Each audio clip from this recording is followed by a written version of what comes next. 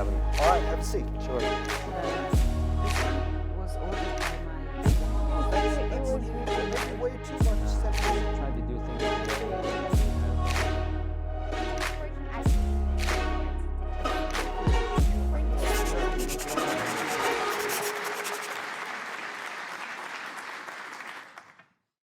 Hello everyone, welcome to MNB World Talk Show. Today we have invited one angelic lady from Canada who's been doing a lot for the education of Mongolian children.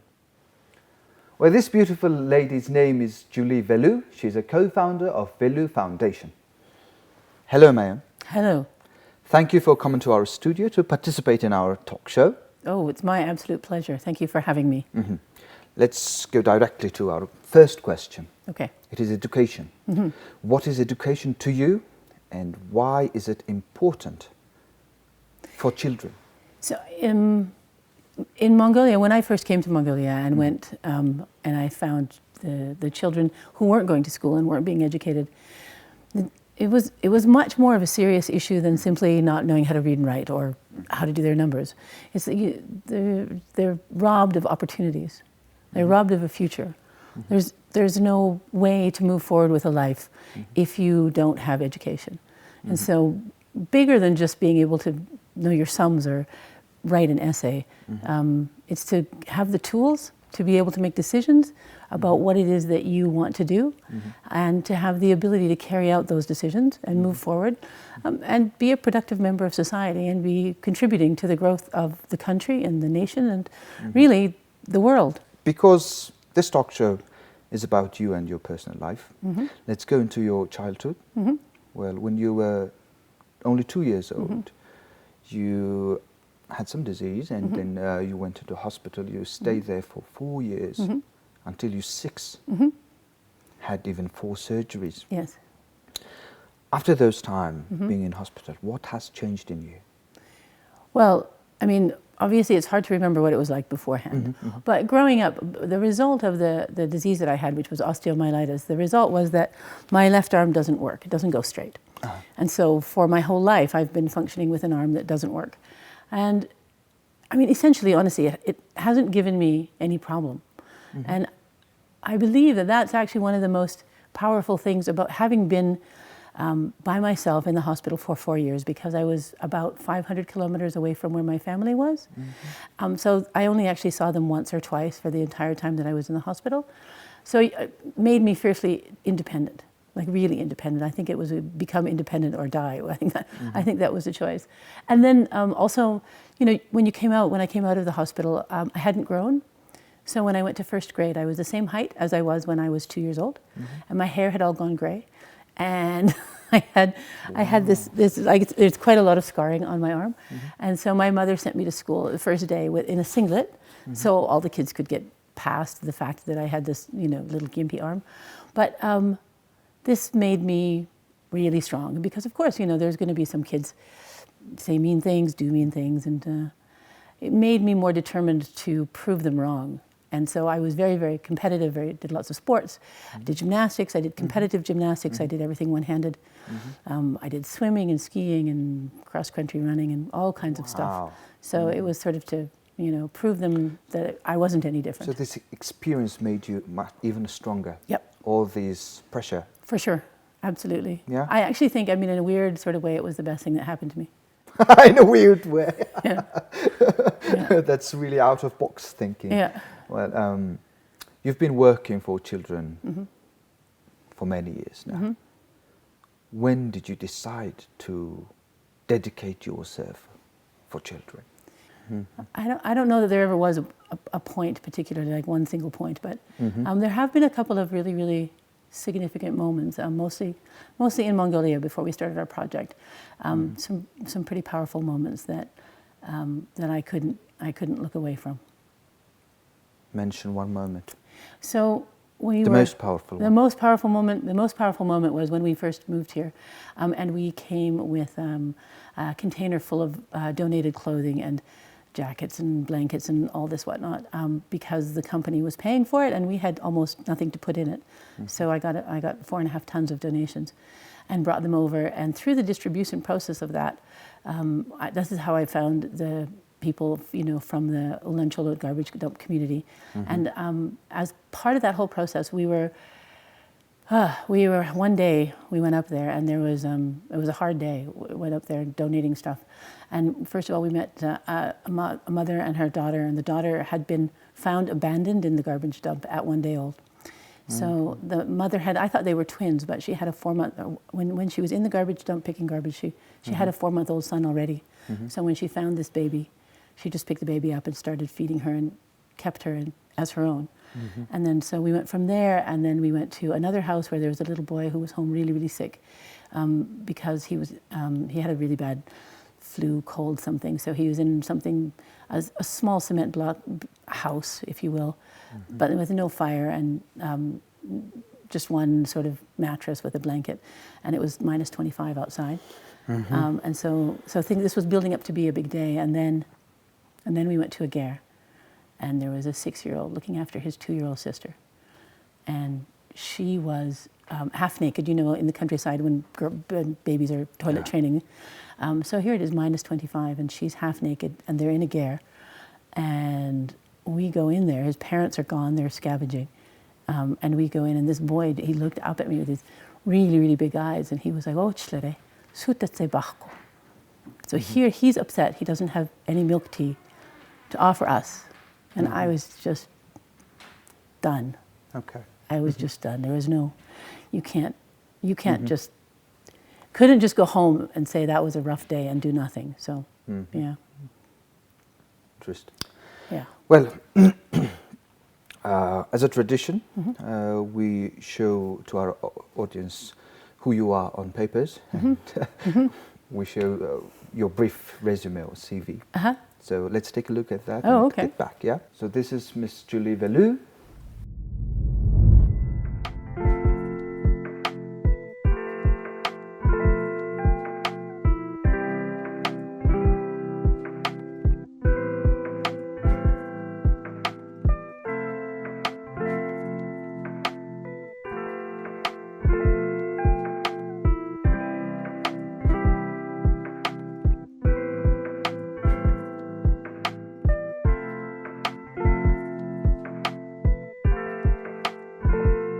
Well, interesting stuff, but this is more interesting for me. Tell us about your life before Mongolia. What had you been doing? Well, my husband was in the mining business, and so we left Canada in 1994 and moved to Indonesia, to Irian Jaya. So that's the other side of Papua New Guinea, and we were there for about 4 years, and then after that we took a small break, and then we moved to Melbourne, Australia, and we're there for about 3 years, and then we moved to Salt Lake City, and then we were there for 6 years, and then we moved to Vancouver, and then from Vancouver we moved here. So that was sort of the international part of the mining life. Before that, we spent 9 years in Canada after he graduated from university, and we were on Vancouver Island.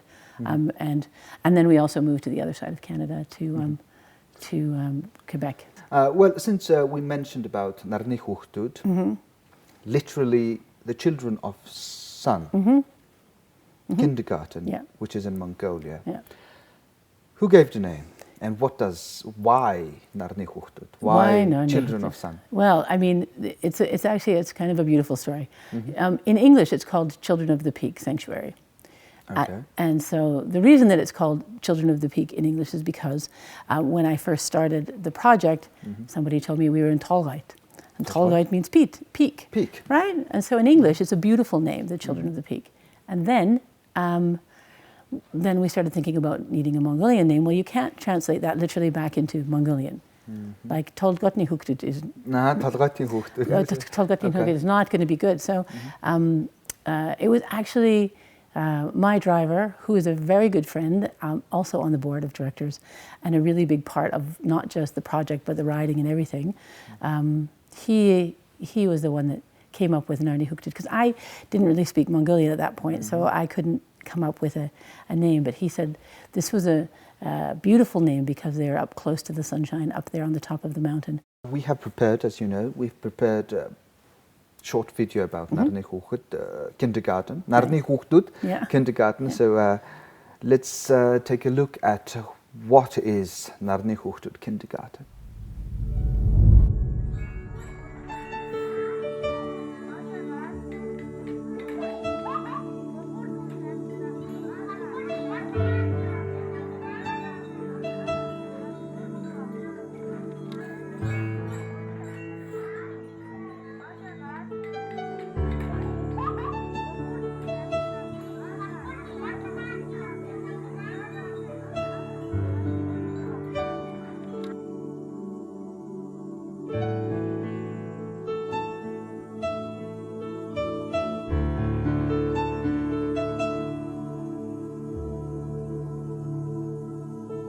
Well, we're here at Narni Hochut 1, which is the first part of our project that we started in Mongolia 7 years ago. This is our 6th year of operation. We have here at Narni Hochut 1, also known as Children of the Peak Sanctuary, our first kindergarten.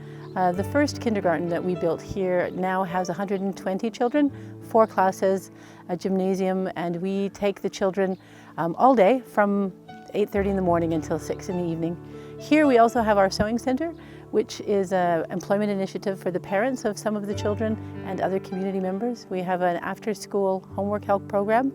So we have a qualified teacher that will take all of the children who want to come from the community and support them with their homework, help them do their research. Most of the children in the community don't have access to the internet at home and that sort of thing. So we are working hard to try and make sure they can stay in school, that they have the tools for that. We also have the community library that offers programs for the adults in the community, primarily on positive parenting, alcohol abuse, how to get your proper paperwork, all sorts of necessary items for people who are moving in from the countryside to the community. We also, on the other side of the garbage dump, we have our second kindergarten, which has 170 children.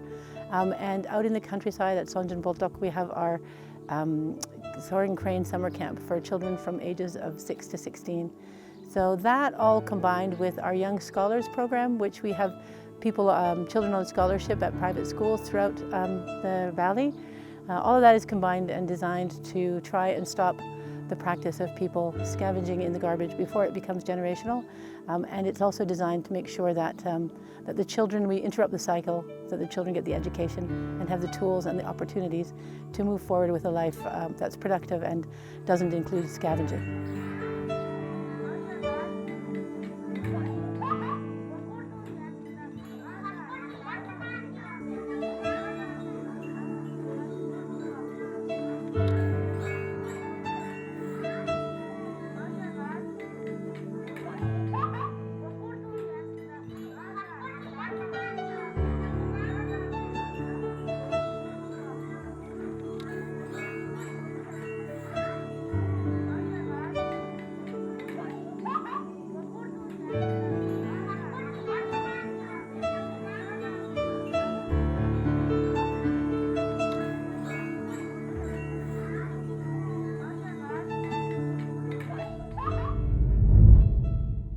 So working with kids, what do you get out of working with kids? Oh my gosh. It might sound a very easy question, but I mean, to you, what do you get out of it? Working with little children. You know that you're making a difference. You know you're actually doing something that's going to have an effect. It's immediate. I mean, even if you're just playing with a kid and making them smile, or giving them 3 minutes of attention that they maybe otherwise are not going to get somewhere, that it's that human connection, it's the human interaction. One of the things that I love about Mongolia is there's far fewer sort of interpersonal barriers in Mongolia than there is in Canada, for example. And the traditional life of living in a ger, everybody's very close, everybody's touching everybody, everybody's, it's very, very open and very human. And I think this is one of the things that I really get out of working with the children is you just know. Closeness. You just know that you're making a difference, and I don't know, it's fun. In fact, I almost feel selfish about the fact that, you know, that it's, people are like, oh, you do such great work. I'm like, no, I just get to play with kids. That's, you know, that's really so much, it's just really so much fun. Let's talk about your hobby now. That's, Yes. Yes. Let's make it interesting. Yeah. You learned to ride horse very late. somewhat late. I mean, this indicates that after in your 50s. Yes. Especially in Mongolia. Yeah, yeah. Tell us about your first experience with horse. Really funny, actually. Yeah. I mean, my husband and I, I had my Mongolian language teacher. When we first moved here, she was really the only sort of Mongolian person that I knew. And we went out to Turelj one weekend, not that long after we'd moved here, and saw the beautiful river and the ger beside the river and the animals. And my husband we like camping and whatnot, and so he said, you know, can you please ask Sarah if she can help us rent a ger for the summer? So Sarah said, I mean, I could help you rent a ger, but it's in the long run, because you're a foreigner, basically, people are going to charge you a lot of money. You'd be farther ahead just to buy a ger and set it up on our land. So we did. We bought they went and helped us, and we bought a ger, we set it up, and then, I mean, it wasn't just that I'd never ridden a horse when I came to Mongolia. I was really scared of horses. Scared? Terrified. Okay. I thought it was the stupidest idea on the planet. Really. Okay. Why would you get on a big animal that can just run away with you or kill you? Why would you do that? It's dumb. Okay. I have a friend who's a very well-known breeder, and she tried for 35 years to get me on a horse, and I was just like, there's no way. But then I was sitting outside the ger in the morning, drinking coffee, and these little kids come thundering by, taking their animals to water, the countryside kids, and they just look like poetry in motion. They just look beautiful. And the more I looked at it, and the more I thought about it, and the more and more I fell in love with your fantastic country and this wonderful culture and the people and the animals and all of it, the more I realized that if I really wanted to have even like a sliver of understanding about how it was, that I was going to have to sit on a horse. And that's really all I thought. You had to experience I thought I was just going to sit on a horse. Okay. And so then the very, very first time I went riding, my guide was 10. Your guide was 10 years old. Yeah, and he had me on a lead, and I knew nothing about riding horses. I don't know what you know about riding horses, but you're Mongolian, so I suspect something. But the very first time getting on a horse, I thought you had to do it really slowly, so you didn't surprise the horse. So I'm trying to get on, and I'm standing in the stirrup, just very slowly putting my leg over, and this little 10-year-old boy is holding the saddle, trying to holding stop. The saddle? Okay. He's only 10. And anyway, I got on, and he paddled me around, and it was just the most amazing, crazy, wonderful, fantastic, great thing. It was like seeing the world from a different level. Yes. And the motion of the horse. And there's something, I'm kind of, I'm sort of anthropologically inclined. And there was some immediate understanding that this is how humanity arose. This is how we have been. This is sort of how it's supposed to be. This is like travel on horseback is part of our DNA, and I didn't find it until I sat on the horse. You feel like you are connecting with the humane root. Yes, absolutely. When you ride horse. Yep. And one of the most beautiful things out in the countryside is you have horsemen there who have unbroken knowledge back to the time of Genghis Khan and before, and there's an unbroken chain like that of horse knowledge doesn't exist anywhere else on the planet. It's been broken everywhere. It only takes one generation, and to break it. And so I just that's very interesting perspective. I've never looked at it from that perspective. I fell in love not just with riding, and obviously the countryside, and the scenery is incredibly beautiful, and the horses are absolutely amazing, but it's such an integral part of the Mongolian cultural experience that I think that's a big part of it for me. Well, on top of this experience, you have been participating in Gobi Gallop, which is 700 kilometers in 10 days. Yeah. You're riding horse with international participants. Yes. So tell us about it. So it is a tough ride. It is a tough ride. It's actually. I don't think I can do it without any training or anything. I cannot do it. Yeah, it's more mental than physical, believe it or not. But it started because I went on my first horse trek, overnight horse trek, and I was just like, over the moon. It was so fantastic. It was really, really hard. It was a lot. That's a long story. We went to Hagi Harnor, and it was a flood year. There was lots of swamp and stuff. And so, but then we came back, and I was talking to my friends, and I was just like, oh my gosh, this is so great, blah, blah, blah. And one of the guys that was there worked at Oyu Tolgoi, and he said, you know, he was quite an equestrian from Australia, and he said, why don't we ride to OT? To OT? Yeah, and we said from Ulaanbaatar. Sonjanbotek. Sonjanbotek, Yeah, okay. from just by the Okay. Chinga statue. Yep.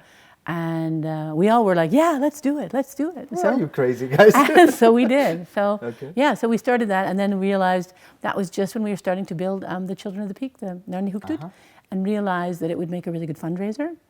And so now, actually, we've done it for 7 years, and so I find people from all around the world, and we have the Gobi Gallop, and then we have the Gobi Gallop Gala, which is a really big, glittering, high-end 5-star charity event at the end to welcome back the riders, and we have a charity auction, and we sell very expensive tickets, and people donate all kinds of stuff, which we auction off, and our costs are very low, and so we end up making a lot of money from ticket prices and everything, and so in the 7 years we've been doing it, we are at $540,000 that we've raised through the Gobi Gallop and Gobi Gallop Gala.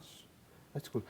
Well, you have participated in this year's Gobi Gallop, and as a big part of the Gobi Gallop, one of the initiators, maybe founders, maybe, Yep, yes? yep, the founder, and, I guess. Let's take a look how you participated and how long you rode this year. Yeah. Okay. Shall we? Okay. Let's take a look at that.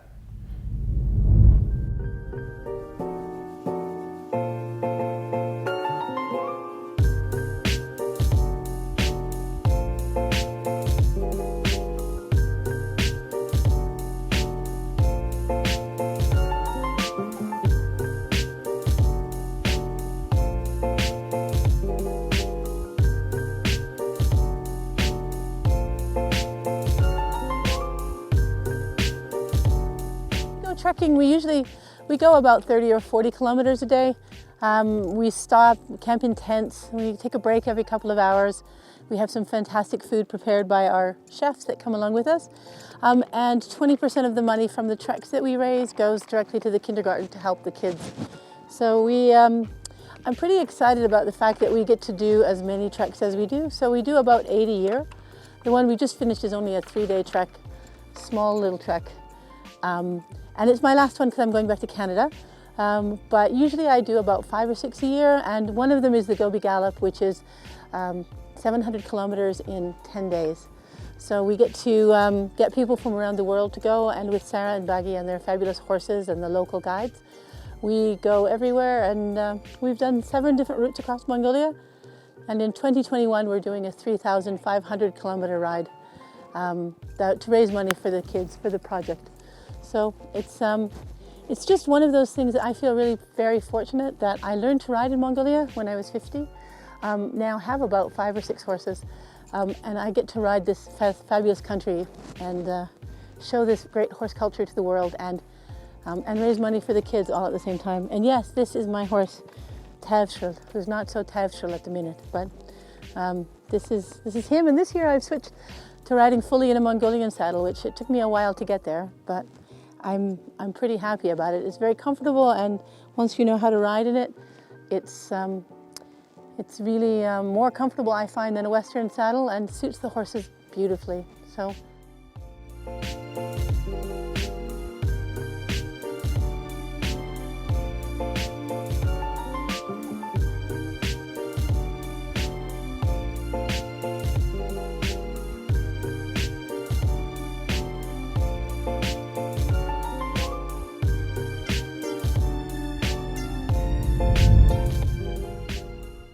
Well, congratulations for, completing the mission this year. Okay, the participants of this Gobi Gallop, they are all donating for the cause. Right. What can we do to make people donate more, give more to the others? Well, I think actually the prime responsibility for that change in the society lays with the NGOs. The NGOs have a responsibility to be clear and transparent fiscally. Fiscally? People need to people need to know that the money that they've donated has what it's been used for. it needs to be apparent. There needs to be transparency. I think that there's not so much of that.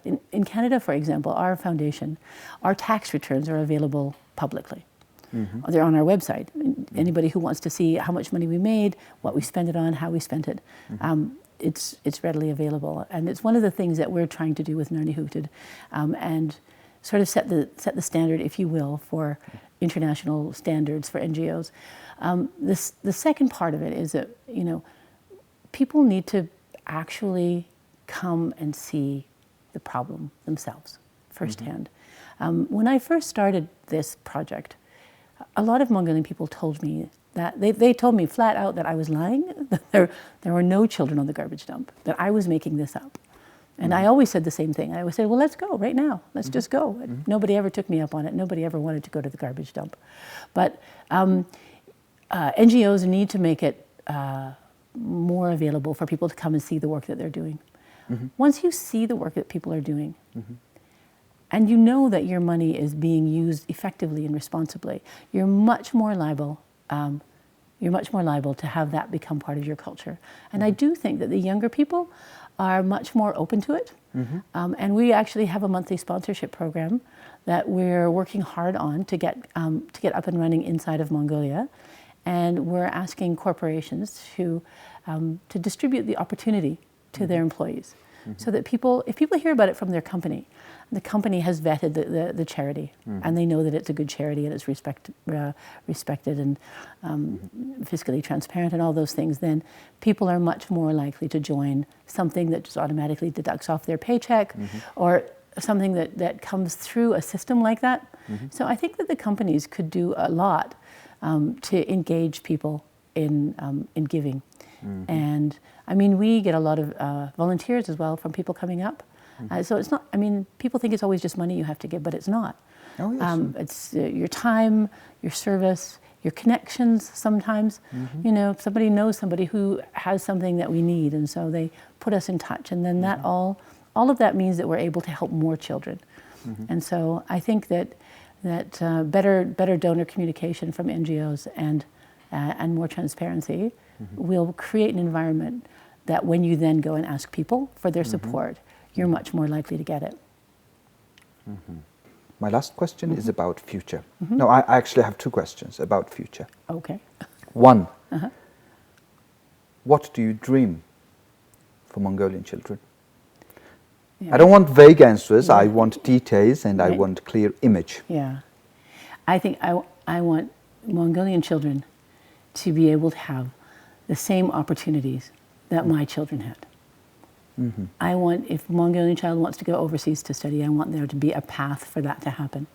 If they want to be a doctor or an engineer or a scientist, I want there to be a way for that to happen. I want them to be able to dream as big a dream as children anywhere on the planet. And I want them not to just be dreams, I want it to be reality. Is that specific enough? No? Fair enough. And now about yourself. What is your goal? What is your dream? My dream. Personal dream. Personal dream is easy. Personal dream is, well, two things actually. I have two dreams. One is to make it possible that there is nobody scavenging in the garbage in Mongolia to survive. And that's going to take lots of change at a high level and policy change and all kinds of stuff. It's not generational yet, and I really think we can break the cycle before it becomes generational. So that's my one big goal and plan and dream. And then the other one is to ride horses until I'm 90. Until you're 90, That's okay. Right. That's it. Possible. That's possible. the goal. My riding instructor here, Bagi, he and I have this bet about who's going to ride longest, and he's, I think he's 8 years younger than me, and a man, and Mongolian. Okay. But I'm going to beat him. You're going to beat him, okay. Good luck with that, beating him. Thanks. Well, thank you very much, Mayor. It's been a pleasure to have a conversation with you, and I wish you good health and good luck with all your future endeavors. Thank you so much. Thank you for having me. Well, ladies and gentlemen, this has been Mrs. Julie Veloo, who's a co-founder of Veloo Foundation, and I hope you loved our conversation. Let's see you with our next episode next week. Goodbye.